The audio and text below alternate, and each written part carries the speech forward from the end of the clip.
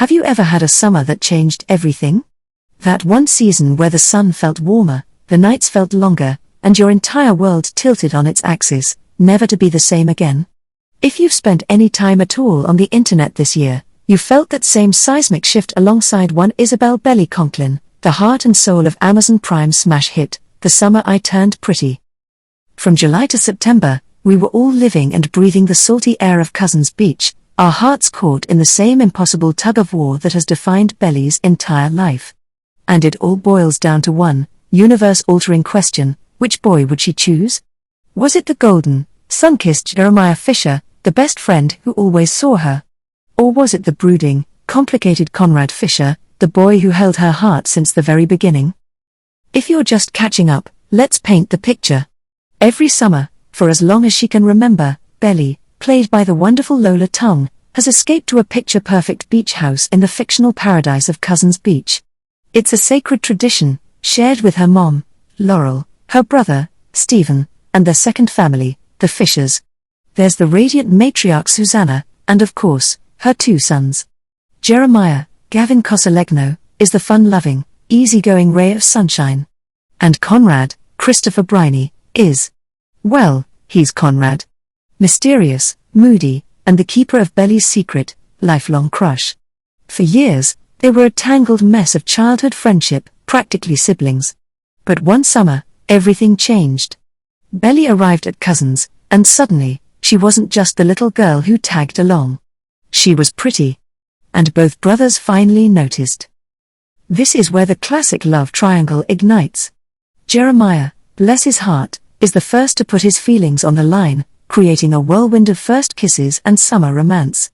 But the pull towards Conrad, that deep, magnetic, infinite feeling, never truly fades. Just as things reach a fever pitch, the cruel reality of life crashes down on their idyllic summer world. Susanna, their beloved second mother, has cancer. And the innocence of Cousins Beach is shattered forever. Of Susanna is the storm that changes the tides for everyone. It drives a devastating wedge between Belly and Conrad. Drowning in a grief he refuses to share, Conrad becomes a locked box of pain. He pushes Belly away, shutting her out so completely that it breaks her heart into a million pieces. In that darkness, who is there to pick up the pieces? Jeremiah. He's the steady hand in the storm, the one who shows up, listens, and offers a shoulder to cry on. After a painful battle to save their beloved beach house from being sold, a fight to hold onto the last piece of Susanna, Belly makes one last, desperate plea to Conrad, begging him to let her in. He can't.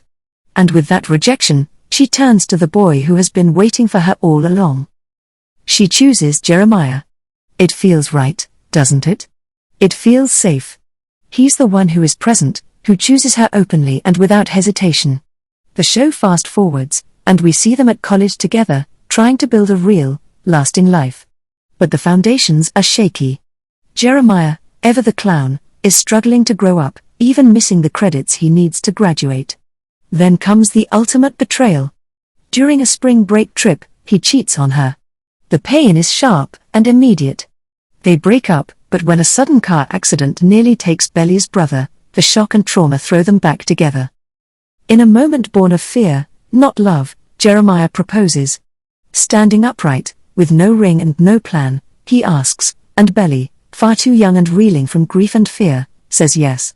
It's a desperate attempt to nail down some sort of certainty in a world that feels like it's crumbling. Their families are against it, and rightly so, but the two kids are determined to rush to the altar. The dream is a sweet, personal wedding at the Cousins' house, a tribute to the place where it all began. But that dream is hijacked, turned into a stuffy, impersonal country club affair funded by their fathers. As the day gets closer, Belly feels like she's playing a part in someone else's life. The final straw comes during a blowout fight where Jeremiah, his insecurities flaring, correctly accuses her of still being in love with Conrad. The wedding is off. The safe choice was never the right one. So, what does a girl do when her entire life implodes? She runs away to Paris. It's an opportunity she had previously turned down for Jeremiah, but now, it's her lifeline. This isn't some glamorous Emily in Paris fantasy. Belly's Parisian life is real and gritty. She hustles, working 2 jobs under the table to afford a tiny room in an apartment with roommates who despise her. She is utterly alone, but for the first time, she is completely her own. She is building a life that has nothing to do with the Fisher brothers. She is finding Belly. While, back home, Conrad is finally getting his act together.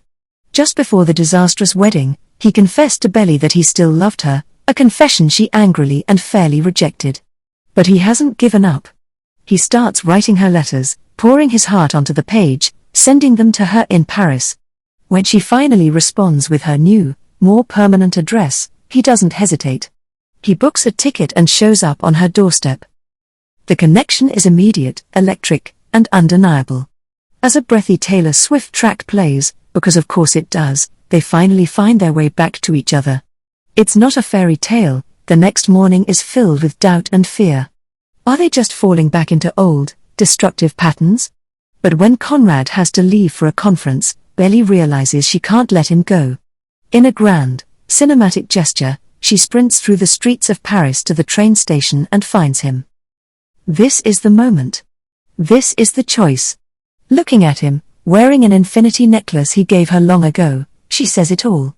I choose you, of my own free will. If there are infinite worlds, every version of me chooses you, in every one of them. It was never really a choice, was it? It was always Conrad. It was always the boy who shared her history, who understood her soul, and whose heart, no matter how broken or guarded, always beat in time with hers. For everyone who has been on this emotional roller coaster, there's your answer. Belly chooses Conrad. She gets the boy, the beach house, and most importantly, she gets to be herself.